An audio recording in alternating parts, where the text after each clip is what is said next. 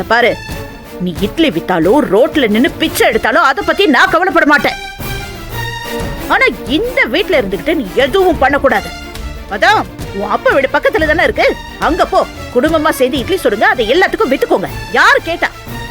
இங்க இருந்து பண்றதுக்கு நான் அனுமதிக்க மாட்டேன். சுந்தரவள்ளி, நீ என்ன அர்த்தத்துல சொல்றன்னு எனக்கு புரியுது. நான் வேற ஒரு அர்த்தத்துல வேலைக்கு போக வேண்டாம்னு சொன்னேன். அவ அதை கேட்கல. சுயமரியாதையோட இருக்கணும்னு நினைக்கிறா. விட போயிட்டு தான் வரட்டுமே. சுயமரியாதை இந்த மூஞ்சிக்கு இவளுக்கு மட்டும்தான் சுயமரியாதையெல்லாம் இருக்கும், எங்களுக்குலாம் அதெல்லாம் கிடையாதோ? நாங்களும் அதை கொண்டு போய் அடமானமா வச்சிருக்கோம். என்ன பேச்சு பேசுறீங்க? இவ பாட்டுக்கு வெளியில வேலைக்கு போனா 4 பேர் பார்க்க மாட்டாங்க. சுந்தரவள்ளி வேலைக்காரிய மருமகளா கூட்டிட்டு வந்தது மட்டும் இல்லாம இப்ப அதே வேலைக்கு வெளியில அனுப்புறா அப்படின்னு பேசுவாங்க.